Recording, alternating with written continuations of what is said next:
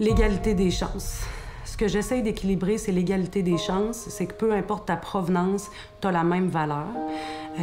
On essaie de le faire autant avec la clientèle adulte qu'avec la clientèle enfant. Je pense que peu importe le milieu duquel tu proviens, tu as le droit d'avoir les mêmes chances dans la vie. Tu as le droit aussi de croire en tes rêves. Tu as le droit de penser que tu vas réussir, peu importe ta situation. Et en fait, je te dirais même que je vais un peu plus loin. Je trouve qu'on n'a pas le droit de dire le contraire. On s'affaire aux gens qui sont déjà tombés, mais on se questionne pas sur les causes structurelles qui font en sorte que les gens continuent à tomber. T'sais, en fait, c'est tout interrelié. On peut pas parler de santé mentale sans parler de justice sociale, sans parler de justice climatique. On peut construire ce qu'on veut voir dans le monde. On n'a pas à dépendre du gouvernement, attendre que le gouvernement nécessairement fasse les changements. Nous sommes ici pour vous rappeler que nous sommes la société et que la société veut un monde où elle peut vivre. Il faut changer le monde si on veut que les gens aillent mieux.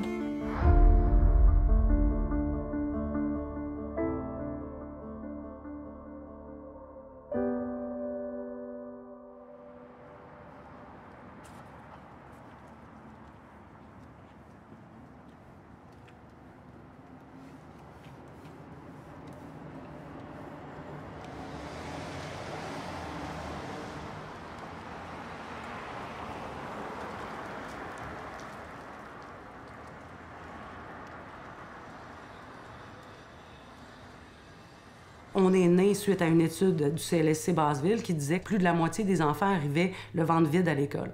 Fait que c'est des bénévoles vraiment qui se sont rassemblés pour former le Pignon Bleu au départ. Fait que, donc, ils se sont rassemblés, on était à l'hôpital général, il n'y avait pas de lieu physique. Ils se rassemblaient finalement 2-3 jours, semaine, pour faire des collations écoles qui étaient livrées dans les écoles de la Basseville.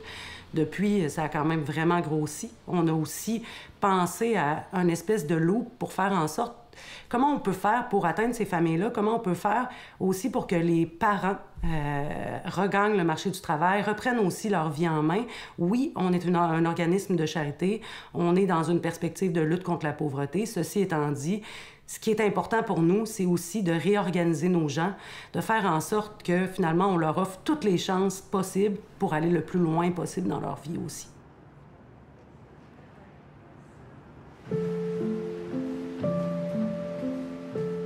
On a des jeunes qui sont avec nous depuis la petite enfance. On les voit grandir, finir le cycle primaire, donc ils sont accompagnés dans tout ça. Les familles aussi sont accompagnées. Je pense que c'est un milieu qui permet aux enfants d'être simplement des enfants pendant quelques heures de leur journée, puis c'est ça, de juste se laisser aller ici, puis de grandir avec nous.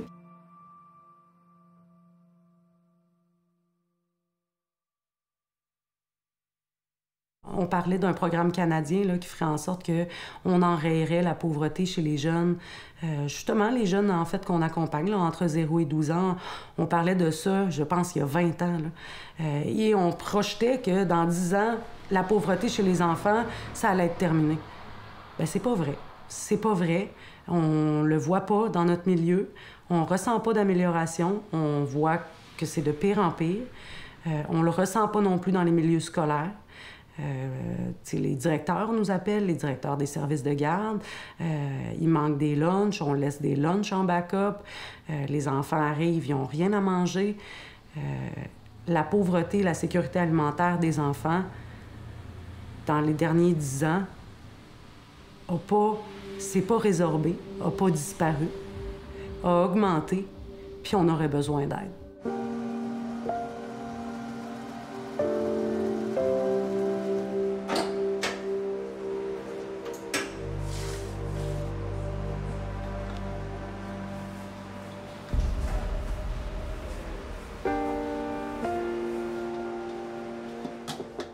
On a aussi le programme Collation École, qui, lui, dans le fond, est présent dans 17 écoles et services de garde de la capitale nationale. Donc, on s'adresse à 8 900 enfants par jour. Donc, c'est sûr que c'est des enfants, finalement, de toutes les situations économiques. Donc, c'est pas nécessairement lié à une difficulté financière, parce qu'on se rend compte aussi que la saine alimentation, c'est pas nécessairement seulement une question de budget. Donc, les gens ont de moins en moins de temps pour leur lunch, moins en moins de temps pour faire des collations à leurs enfants. Donc, c'est là qu'on agit aussi en milieu scolaire.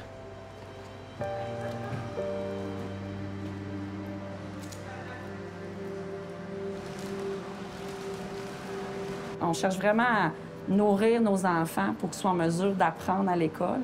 Malheureusement, il y a beaucoup de jeunes qui arrivent à l'école qui n'ont pas déjeuné. Donc, on se dit que minimalement, notre collation déjeuner, qui offre 3 produits, on vient quand même couvrir les besoins d'un enfant qui aurait carrément pas du tout déjeuné le matin. On pense à tous les programmes qui est fait au Pignon Bleu. Bien, finalement, un enfant peut avoir déjeuné avec nous, peut avoir dîné avec nous, avec cantine, puis il peut aussi avoir reçu en après-midi la collation au service de garde. Donc, pour les enfants qui auraient vraiment un besoin criant, on peut vraiment avoir été là à tous ces moments-là dans la journée.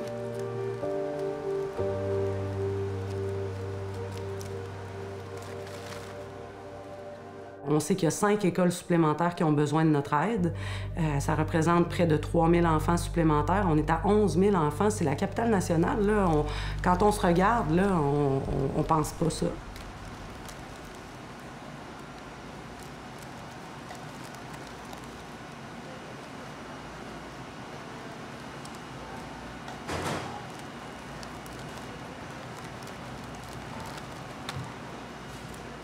Prends, mettons, une école comme des Berges, où il y a des sports-études, il y a aussi plusieurs programmes, bien, ça fait en sorte que les écoliers ne sont pas tous au même niveau. On l'a vu, l'indice de défavorisation a varié à partir du moment où les programmes sont arrivés dans cette école-là.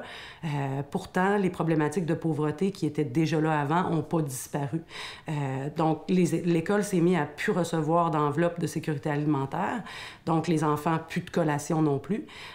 Donc, l'année passée, il y a eu des situations extrêmement dramatiques, donc des vols qui se faisaient directement à l'école, les copains qui se volaient entre eux, leur lunch, leur collation, mais même aussi aux professeurs, ou encore le professeur qui divise son lunch avec l'enfant parce que l'enfant n'a rien. Le directeur est venu nous rencontrer. Il n'y avait plus d'argent, il n'y avait plus de sous pour payer ce programme-là. Donc, on est allé en donation avec l'École des Berges parce que pour nous, c'était pas acceptable. On a fait de la représentation aussi pour être sûr qu'ils reçoivent quelque chose. La pauvreté n'a pas disparu dans cette école-là parce que vous avez implanté de nouveaux programmes.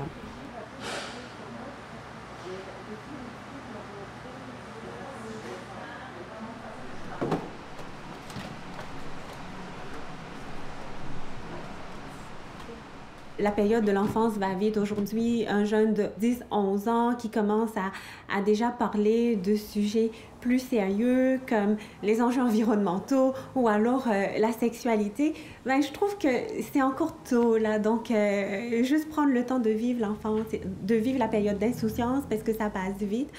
Puis c'est là aussi que se forgent les petits caractères, toute la personnalité de l'enfant, ce qu'il aime, ce qu'il n'aime pas, comment il va devenir en tant qu'adulte. Bien, ça commence à l'enfance.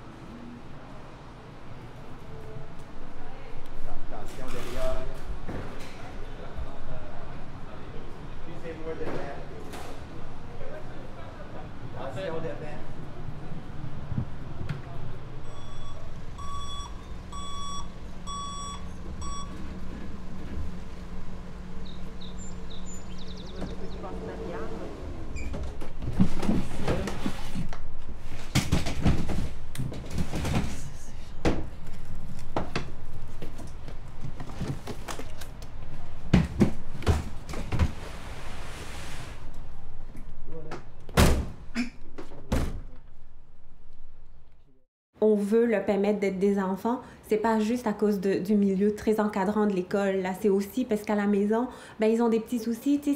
Beaucoup sont issus de familles monoparentales.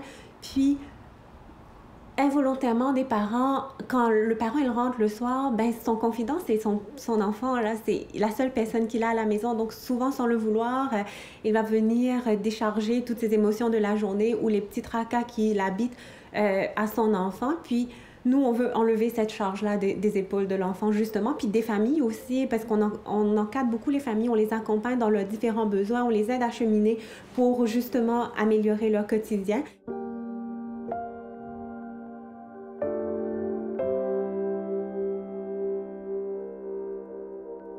Les parents ont un rôle à jouer, mais pas que. Tu sais, c'est pas la faute des parents. Moi, les familles que j'accompagne, elles font de leur mieux, puis je sais qu'elles font de leur mieux. Puis en ce moment, c'est ça leur mieux.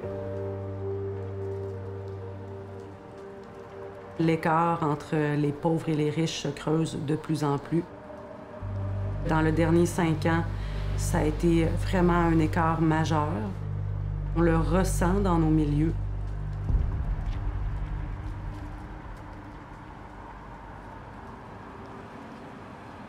Il m'est arrivé une petite anecdote cette semaine où une petite puce m'a apporté un billet de 5 $. Puis elle me disait, mais tu sais, ma maman m'a expliqué qu'elle ne pourrait pas payer le repas du Pignon Bleu et puis que je devais arrêter de venir manger ici. Mais ça, c'est mon argent de poche. Puis je voulais te le donner pour payer ma semaine de repas. Comme ça, je pourrais venir manger. Mais n'en parle pas à ma maman. Puis ça m'a tellement touchée, puis je me suis dit, mais toi, tu n'as pas à t'occuper de ça à ton âge. Tu sais, moi, je vais m'arranger avec ta maman. Il n'y a pas de souci. Si vous voulez venir manger au Pignon Bleu, la porte est ouverte, vous venez. Ne vous inquiétez pas de comment on va payer ou pourquoi on va payer ou quand on va payer. Non, venez ici, puis passez le temps qu'il faut.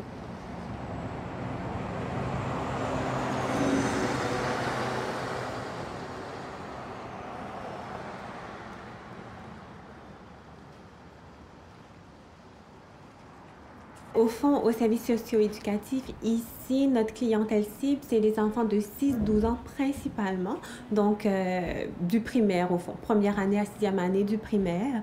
Le midi, on opère un petit peu comme une halte garderie. On sait que le service de garde, des fois, ça coûte cher, là, même s'il y a des subventions. Ben, pour une famille qui a 4 enfants au service de garde, la facture, elle monte vite. Nous, nos services ici sont gratuits. On demande une petite contribution aux parents pour le repas. C'est plus symbolique que financier. Donc, les enfants, ils viennent ici le midi, ils ont droit à un repas complet.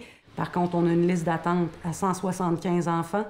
On sait que ça ne va pas s'améliorer. On sait que le besoin va être plus grand. Donc, tu sais, l'an dernier, ma liste d'attente était à 146. Donc, d'année en année, on la voit augmenter aussi.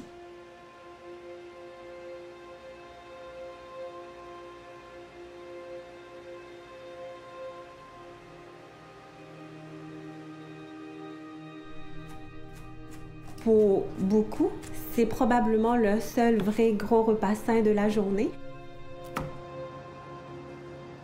On s'assure à ce que nos jeunes, quand ils sont ici, ils prennent le temps de manger à leur faim.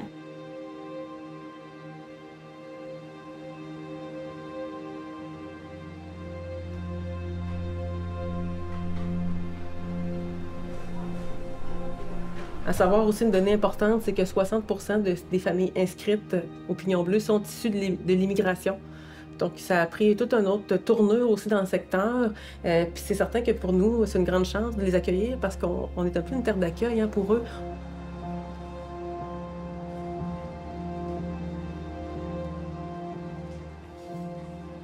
C'est de permettre aux enfants d'être simplement des enfants. J'ai eu des cas ici où ce sont des enfants qui sont nés puis qui ont grandi en camp de réfugiés. Donc, eux, ce qu'ils connaissent de la vie, toute leur vie, au fond, à 5-6 ans, tout ce qu'ils connaissent de la vie, c'est ça. C'est un milieu de conflit, de guerre, puis où on grandit en camp de réfugiés avec de la nourriture sur rationnement. Donc, puis ils arrivent ici, ils commencent l'école dans un système scolaire qu'ils ne connaissent pas, qu'ils ne comprennent pas. Ils n'ont jamais été à l'école, jamais été en CPE, en maternelle, dans une langue qu'ils ne connaissent pas encore, que la famille ne maîtrise absolument pas encore. Donc, la famille ne parle pas forcément français. Puis là, le jeune, il débarque à l'école.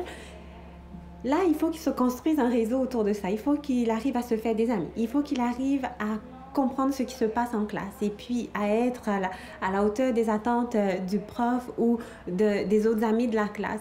J'ai eu quelques cas comme ça, puis où on a accompagné le jeune, mais aussi la famille qui venait d'arriver. Et je peux pas te dire à quel point c'est gratifiant de voir après une année les parents qui sont allés en francisation, qui arrivent à communiquer clairement avec nous, puis l'enfant qui est aussi ici. On a aussi un programme d'aide aux devoirs, donc souvent on va accompagner ces enfants-là en fin de journée pour les devoirs aussi, donc de voir tranquillement les progrès qui se font, l'enfant qui maîtrise la langue, qui se fait des amis, qui arrive à fonctionner dans un groupe, donc c'est ça, c'est un peu ça notre mission de chaque jour.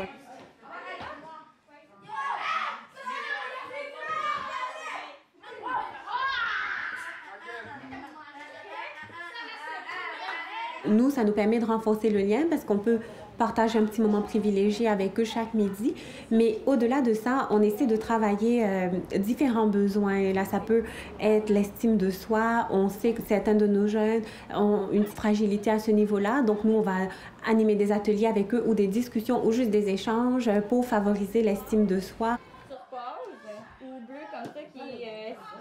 C'est d'être bien dans sa peau, là, peu importe ce que tu fais. Tu n'as pas besoin, effectivement, de devenir premier ministre, mais tu as besoin de savoir aussi que tu peux y croire.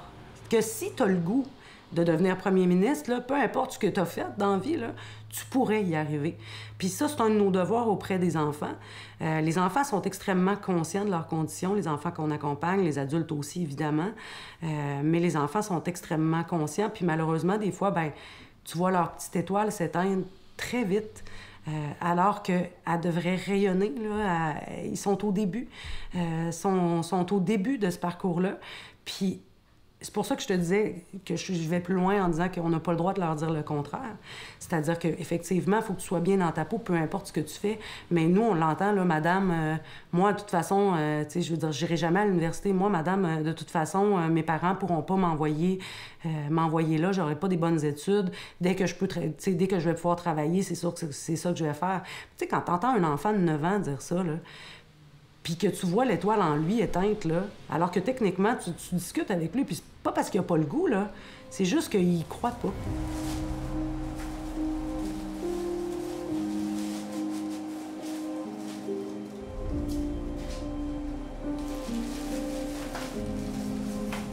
T'as le droit de croire en ça, puis t'as le droit de penser que oui, ça peut arriver. Nous, on doit te dire que ça peut arriver puis t'amener le plus loin possible pour faire en sorte que si t'as le goût, ben oui, on va t'amener là. On n'a pas le droit d'être des éteigneurs d'étoiles, il faut être des rallumeurs d'étoiles. Au niveau de la sécurité alimentaire des enfants, là, une des meilleures voies, ça serait un programme universel qui s'adresse à tous les enfants, que ce soit au Québec, que ce soit au Canada, donc dans les écoles. En fait, on est le seul pays du G8 qui n'en a pas. Pignon bleu, cantine pour tous. Allô?